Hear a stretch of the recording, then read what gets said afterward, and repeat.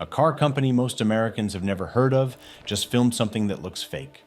An SUV rolling forward normally at a private proving ground outside Shenzhen, with one entire wheel lifted completely off the ground and hanging in the air. Not a photoshopped image. Not a stunt car built for a trade show. A real production SUV called the Denza B8, driving on 3 wheels in front of journalists standing close enough to touch it. And that demo, as strange as it looks, is only the visible edge of something much bigger happening inside Chinese cars right now.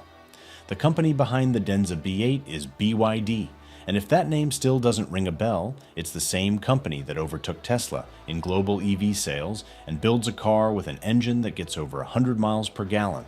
This time BYD wasn't showing off a battery or a motor. It brought a group of journalists to its off-road proving ground and put them inside a Denza B8 Flash Charge Edition, while the SUV rolled forward on flat level ground and then simply lifted its front right wheel into the air.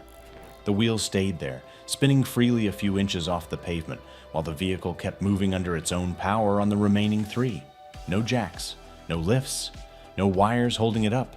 Just the car's own suspension, doing something a suspension system isn't supposed to be able to do.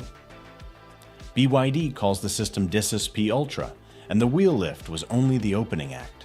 The same demonstration showed the SUV using its suspension to raise one corner at a time and hold the tire hanging in midair long enough for a crew to swap it out. No jack required. BYD's own numbers put that tire change at 1 minute and 56 seconds, done entirely through the suspension, no floor jack, no lug wrench crouched down in a parking lot. Think about how many times you've been stuck on the shoulder of a highway waiting for roadside assistance because you didn't want to deal with that, watching cars fly past while you flip through a manual looking for where the jack points even are. Then came the sand. Engineers drove the Denza B8 into a pit of loose sand until it bogged down, wheels spinning uselessly, throwing up dust, the kind of scene that usually ends with a tow strap and an embarrassed phone call. Instead, the SUV rocked itself free, using rapid changes in ride height at each corner to break the suction of the sand and walk itself back onto solid ground. According to BYD's own presentation, the system behind all of this can generate up to 9 tons of lifting force at a single wheel. 9 tons. At one corner of a car that weighs a little over 2.5 tons total. The 3-wheel driving mode itself is capped at 15 kilometers per hour, about 9 miles per hour, because it isn't built to be a highway feature. It's built for exactly the situations that strand people.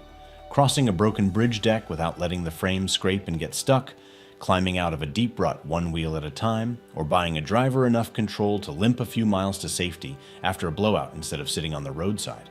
But underneath the party trick is a genuine engineering question, and it's worth actually answering instead of just watching the clip and moving on.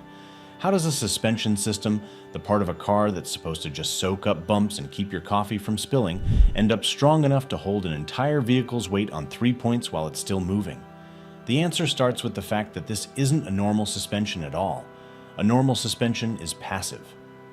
Springs compress, dampers slow that compression down, and the car reacts to whatever the road throws at it a split second after it happens. You hit a pothole, the spring absorbs it, the damper settles it, and that's the whole job. DiSus-P Ultra is active, which means it doesn't just react, it decides. Each wheel has its own hydraulic strut, and a control unit is constantly adjusting the oil pressure feeding into that strut, along with a separate damping valve and a separate stiffness valve, tuning how hard or soft that one corner behaves in real time, sometimes changing multiple times per second depending on what the sensors are reading off the road. BYD isn't the only one pushing this kind of system either. Li Auto has built its own version of full active suspension, and its engineers say it responds in milliseconds and can control all 4 wheels completely independently of each other. That's exactly why Li Auto's system no longer needs a traditional anti-roll bar, the solid mechanical bar that has physically linked a car's left and right wheels together for over a century specifically to fight body roll in a corner. Take away that mechanical link and let software do the job instead, and suddenly you have 4 wheels that can each be commanded to do something completely different from the other 3, on command in real time. Push oil into one strut and it extends, pushing that corner of the car upward. Pull oil out and it retracts, letting that corner drop. Do that fast enough and precisely enough at just one corner, while the other 3 compensate to keep the chassis balanced, and you're not adjusting the ride anymore. You're physically lifting a wheel off the ground while the car keeps its center of gravity stable and keeps moving forward. That's the actual mechanism behind the viral clip. It isn't a gimmick bolted onto the suspension as an afterthought. It's the suspension itself, doing exactly the job it was engineered to do, just turned up to a setting nobody expected a production SUV to reach. The reason it looks so unnatural on video is that human eyes have never seen a 2.5-ton object hold that kind of pose without support. We're used to suspension hiding its work, smoothing things out quietly in the background. This is the same hardware family, just no longer hiding anything. And this is where the story stops being about one company showing off one trick and starts being about an entire ladder babadi built to get here. DiSus-P started out simply adjusting damping through a solenoid valve, a fairly conventional upgrade over a standard shock absorber. DiSus-A added air springs that could raise or lower the car by up to 150 millimeters, useful for ground clearance but nothing that could lift a wheel clean off the pavement.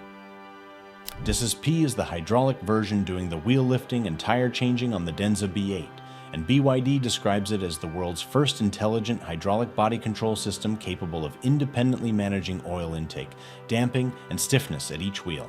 And then there's DiSus-X, which BYD reserves for its Yangwang supercars, and it goes even further than anything on the B8. On the Yangwang U9, DiSus-X can raise all 4 corners of the car at the exact same instant and make the entire vehicle hop, actually leave the ground for a moment in the air, then land and settle itself back onto level suspension like nothing happened. The U9 can also drive on 3 wheels, the same core trick as the Denza B8, but wrapped around a $2 million adjacent supercar built to go up against Ferraris and Lamborghinis instead of family SUVs. BYD's other flagship, the Yangwang U8, takes that same suspension family and points it at a completely different problem. BYD markets the U8, priced at roughly 1.1 million yuan, close to $150,000, as capable of driving up to 120 kilometers per hour, about 75 miles per hour, even with a completely flat tire because the suspension can shift enough weight off that corner in real time to keep the whole vehicle stable at speed instead of pulling hard to one side. Think about how a waiter carries a full tray of drinks through a crowded restaurant without spilling a single glass. Their arm isn't rigid. It's constantly making tiny adjustments, up, down, tilting slightly left or right, hundreds of times a minute, reacting to every bump and turn before the drinks even have a chance to slosh. A passive suspension is like locking that arm straight and hoping the tray survives. An active hydraulic suspension is like giving every car 4 separate arms, one at each wheel, all making those same tiny adjustments independently, guided by sensors instead of instinct. That's genuinely the difference between a system that just cushions the road and one that can hold a corner of the car in midair on purpose. There's also a reason this technology is arriving now, on Chinese EVs specifically, instead of a decade ago on a gas-powered German sedan. Systems like this need a serious amount of electrical power on demand to run high-pressure hydraulic pumps constantly, not just when you hit a bump. A gas car has to generate that power specifically for the suspension, which is expensive and inefficient. An EV already has a massive battery and a high-voltage electrical architecture built into the car from day one, because that's what powers the motors. Chinese automakers didn't have to bolt an active suspension system onto a car that was never designed for it. They built EVs from a blank sheet of paper with huge amounts of onboard power already sitting there, and then asked what else that power could run beyond just the wheels. That's part of why this leapfrogged so fast. It isn't just that Chinese engineers solved a hydraulics problem Mercedes hadn't. It's that Chinese automakers are building electric first from scratch, in a way that makes a power-hungry system like this dramatically easier to justify putting in a mainstream SUV instead of a $100,000 flagship. None of this means the technology is free of trade-offs, and it's worth being honest about that before this starts to sound like a commercial. Hydraulic active suspension, wherever it's built, is genuinely complicated hardware with high-pressure pumps, seals, and accumulators that wear over time. On Mercedes' own active body control system, that complexity shows up directly in repair costs, with owners reporting bills between roughly $2,500 and $5,000 to fix a failed pump or a leaking accumulator once the system ages out of warranty. And Mercedes technicians will tell you a red ABC warning light means stop driving immediately, not just book a service appointment when you get a chance. BYD's DiSus-P Ultra and its rivals are simply too new for anyone to know their long-term failure rates yet, since the Denza B8 Flash Charge Edition only just started rolling off the line. The wheel lift trick is real, and it's verified, and it happened in front of journalists rather than in a marketing video shot from a flattering angle. But whether a 9-ton hydraulic system holds up as well at 80,000 miles as it does on a proving ground demo day is a question nobody, in China or anywhere else, has a 5-year answer for yet. That's the honest asterisk on all of this. The engineering leap is real and it's verified. Whether it ages gracefully in a customer's driveway 10 years from now is still an open question, and it's the kind of question that usually only gets answered the hard way. Now here's the part that should really change how you think about all of this. BYD isn't the only Chinese automaker doing this, and it isn't even close to a two-way race. Huawei, the same company the US government has spent years trying to lock out of telecom networks over national security concerns, is backing a car brand called Aito, and Aito's flagship SUV, the M9, uses Huawei's own active chassis platform called Tooling to do essentially the same thing the Denza B8 does. Videos shared by Chinese automotive bloggers show the M9 lifting a front wheel completely off the ground and continuing to drive steadily on the other three, powered by a system Huawei says can proactively adjust the suspension based on road conditions before the car even physically hits the bump ahead of it. The Aito M9 currently starts around 419,800 yuan, roughly $70,000. Li Auto, a completely separate company from both BYD and Huawei, has shown its L9 SUV doing the same maneuver, lifting a wheel and driving on undisturbed, which is what makes Li Auto's claim about eliminating the anti-roll bar entirely so significant. That's not a marketing line dressed up for a demo video. That's a fundamentally different approach to how a car's entire chassis gets engineered from the ground up. And then there's NIO, whose ET9 flagship sedan, launched in late 2024, runs a system called SkyRide, built to independently raise, lower, and stabilize each corner of the car in real time, keeping the body dead flat over bumps that would normally throw a sedan's nose down under braking or its tail up under acceleration. NIO demonstrated SkyRide on stage by driving the ET9 over a stretch of deliberately uneven pavement, while keeping the cabin itself almost perfectly level, the kind of demo that would have sounded impossible on a sedan rather than a rugged SUV just a few years earlier. Even Dongfeng, the massive Chinese state-linked automaker most Western viewers have genuinely never heard of, has a military-styled off-road brand called M-Hero, showing off suspension systems built specifically for extreme wheel articulation and wheel lift recovery in the roughest terrain. 4 separate Chinese companies, 4 separate engineering teams, all converging on the same wild capability inside roughly the same year. That's not a coincidence, and it isn't one lab getting lucky either. That's an entire industry deciding all at once that this is the next thing worth competing over, the same way every major Chinese automaker piled into battery range and fast charging a few years earlier. If you're finding this breakdown useful, go ahead and hit subscribe, because this channel covers exactly this kind of Chinese engineering story every single week, the technology nobody in the West is talking about yet, and the actual numbers behind why it matters instead of just the viral clip. Because here's where the story turns from cool to genuinely uncomfortable if you happen to be sitting inside a legacy automaker's boardroom right now. The most advanced production suspension system ever built by a Western luxury automaker is Mercedes-Benz's E-Active Body Control, the direct descendant of the system Mercedes first showed off in 2013, gliding a brand new S-Class over a row of speed bumps with a full glass of red wine sitting untouched on the dashboard the whole time. That original demo went viral for a reason. It's a genuinely impressive piece of engineering. The system uses a high-pressure hydraulic pump running at around 3,000 pax inorent SI, sensors reading body movement thousands of times per second, and on the top trims, forward-facing stereo cameras that scan the road ahead and adjust the suspension before the car even reaches a bump, a feature Mercedes calls Road Surface Scan. It can level the body through corners, resist dive under braking, resist squat under acceleration, and it even has a mode that will rock the car to help free it from deep sand, the exact same trick BYD showed off out in the desert. But here's what E-Active Body Control cannot do, no matter how much money you put into it. It cannot lift a wheel completely off the ground, it cannot drive on 3 wheels, it cannot change a tire without a jack, and you do have to pay a lot for what it can do. currently around 6,500 rubles as an option, and only available on Mercedes' most expensive SUVs, the GLS 580 and the Maybach GLS 600, where it comes standard because that trim already starts near $200,000. Mercedes actually pulled the option entirely off the GLE and the six-cylinder GLS 450 last year, and when Motor Trend asked why, Mercedes said plainly that take rates were too low.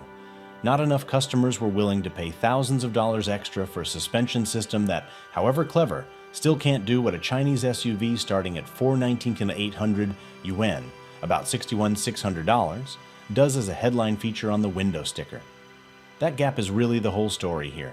This isn't a case of China copying a Western idea and just building it cheaper, the way it played out with solar panels or budget electronics a decade ago. Mercedes spent well over a decade refining active body control into one of the most sophisticated suspension systems the auto industry has ever put into a showroom. And even after all that, it's still fundamentally a leveling and comfort system built to keep a wine glass steady, not to rescue a stranded driver. Chinese automakers took a broadly similar hydraulic foundation and pushed it somewhere Mercedes never actually tried to go, treating the suspension less like a comfort feature buyers might tick a box for and more like a fourth way to control the car entirely, one that can pull it out of sand, change its own tire, and keep it moving down the road after losing a wheel outright. And they're not doing it on a single Halo model that costs as much as a house in the suburbs. It's showing up on a Denza SUV priced against a loaded Toyota 4Runner, on a Huawei-backed Aito starting around $70,000, on Li Auto's mainstream family SUVs, and on Enio's flagship sedan. All inside roughly the same 2-year stretch, which tells you this was never really about one clever demo video. For the last several years, the story of Chinese cars catching up to, and in some categories beating, Western ones has mostly been told through batteries, through range numbers, through charging speed, through price.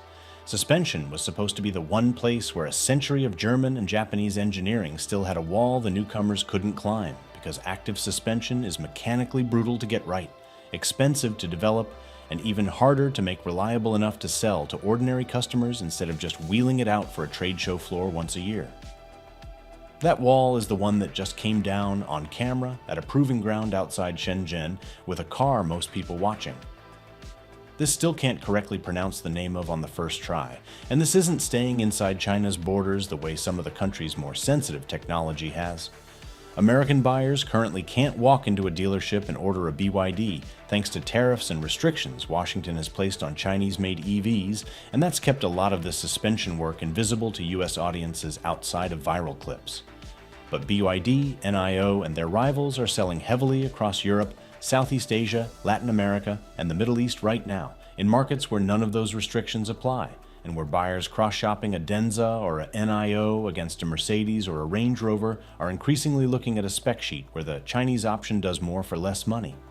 Every one of those sales is a data point for European and Japanese automakers watching their traditional export markets shrink from the outside, one showroom at a time, in cities where their badges used to be the automatic default choice. Every one of those demo videos is doubling as a sales pitch aimed directly at customers who, 5 years ago, had no real alternative to German engineering.